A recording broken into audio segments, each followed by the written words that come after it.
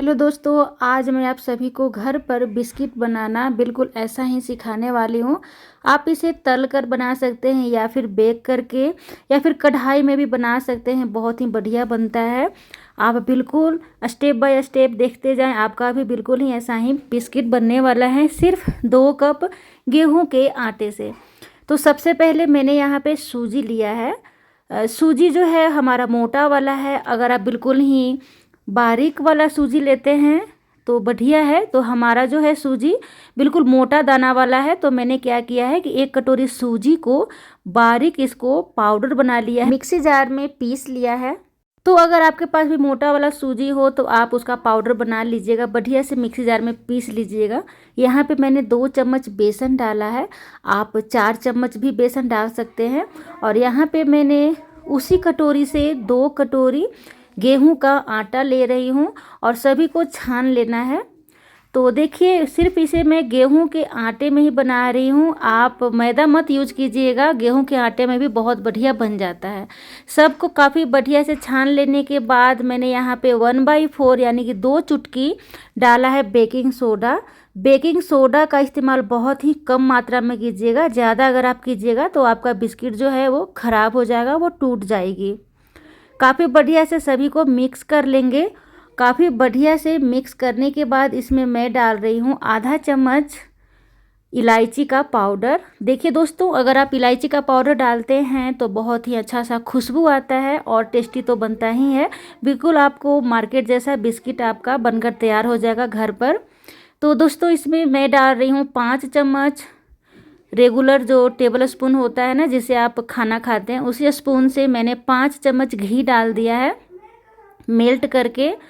आप घी की जगह पे रिफाइंड ऑयल का भी प्रयोग कर सकते हैं, लेकिन अगर आप घी डालते हैं तो बहुत ही अच्छा से इसमें से खुशबू और टेस्टी बनकर तैयार होता है। और घी डालने के बाद आपको इस तरीके से काफ़ी ज़रूरी है रब करना, बहुत अच्छे तरीके से रब कर लीजिएगा। 5 मिनट तक आपको खूब मसल कर इसे रब करना है। अगर आप अच्छे से तरीके से रब नहीं करते हैं तो आपका बिस्किट सही नहीं बन पाएगा मेरे जैसा। तो आप इस बात का ध्यान रखिएगा। काफ़ी बढ़िया से मैंने मिक्स कर दिया है सभी को। अब इसमें मैंने डाला है कूटा हुआ अखरोट।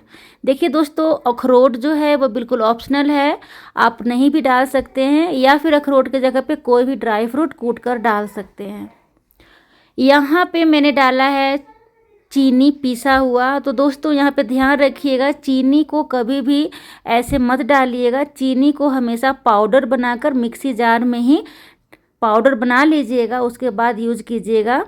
दाना चीनी वाला यूज नहीं करना है, आपको चीनी का पाउडर यूज करना है। और 1 कटोरी, उसी कटोरी से 1 कटोरी मैंने यहाँ पे चीनी भी लिया है, लेकिन थोड़ा सा मैं इसमें बचा लूँगी क्योंकि बहुत ज़्यादा फिर ये मीठा हो जाएगा। तो दोस्तों, आपको जितना मीठा पसंद हो उस अनुसार आप इसमें चीनी मिला सकते हैं, चीनी का पाउडर।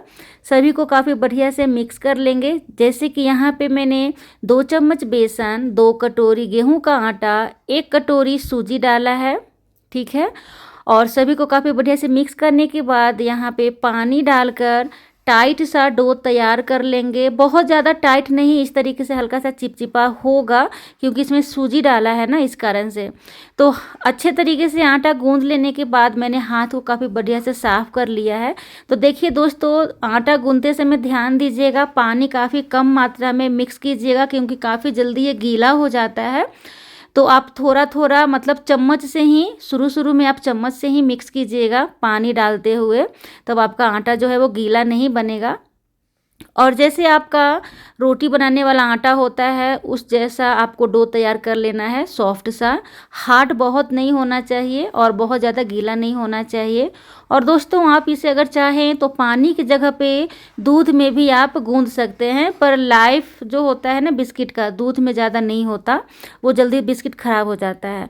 और इस तरीके से शेप देने के बाद आप 15 मिनट तक छोड़ दीजिएगा। काफ़ी ज़रूरी है इसे 15 मिनट तक छोड़ना। इसमें हमने बेकिंग सोडा डाला है ना, इस कारण से 15 मिनट के लिए इसे छोड़ दिया जाता है। और तुरंत मत छानिएगा, 15 मिनट जब हो जाए तब उसके बाद बिल्कुल ही धीमी धीमी आंच पर आपको तल लेना है। आप चाहें तो इसे घी में भी तल सकते हैं, मैं यहाँ पे रिफाइंड ऑयल में तल रही हूँ। अगर आप घी में तलेंगे तो बहुत ज़्यादा अच्छा बनता है, वैसे रिफाइंड ऑयल में भी बहुत टेस्टी बनता है। अगर आप चाहते हैं इसे नहीं तलना तो आप बेक कर सकते हैं अवन में, और बिल्कुल धीमी धीमी आंच पर इसे आपको तलना है। और 1 से 2 बार सिर्फ आपको पलटना है, बार बार मत पलटिएगा, और डालने के बाद तुरंत मत पलटिएगा वरना ये टूट जाएगा, बहुत ही खस्ता होता है ना, तो थोड़ा सा वेट करना पड़ता है। उसके बाद इसे चम्मच की सहायता से बिल्कुल ही आसानी से बहुत ही धीरे धीरे ध्यानपूर्वक आपको पलटना है, और बिल्कुल आंच को धीमा रखिएगा, वरना अगर आप आंच को तेज रखेंगे ना तो ऊपर से जल जाएगा और अंदर से कच्चा रह जाएगा। और कोशिश कीजिएगा बिस्किट जो है वो बहुत ही छोटा छोटा बनाने का, क्योंकि अगर आप बड़ा बना देंगे तो वो सही नहीं बन पाएगा। छोटा छोटा बनाते हैं तो बहुत अच्छा परफेक्ट बनता है, क्योंकि ये फूल जाता है ना तेल में जाने के बाद, तो इसी कारण से आपको ध्यान रखना है। देखिए काफ़ी बढ़िया से मैंने इसे तल लिया है धीमी धीमी आंच पर। तो आप इसे तलते समय बिल्कुल ध्यान रखिएगा, तेज़ आंच पे आपको नहीं तलना है। और देखिए हमारा घर पर बहुत ही सिर्फ 2 कटोरी गेहूं का आटा और 1 कटोरी सूजी और सिर्फ 2 चम्मच बेसन से मैंने बहुत ही बढ़िया सा यहाँ पे बिस्किट बना दिया है। तो देखिए कितना बढ़िया सा हमारा खास्ता बिस्किट बनकर तैयार हुआ है, और ये बहुत ही खास्ता है, ये बिल्कुल मुट्ठी से इस तरीके से आपका टूट जाएगा। तो देखिए दोस्तों, अगर हमारा वीडियो पसंद आए तो प्लीज़ लाइक सब्सक्राइब करना बिल्कुल ना भूलें। मिलते हैं जल्द ही नेक्स्ट वीडियोज में। Thank you so much.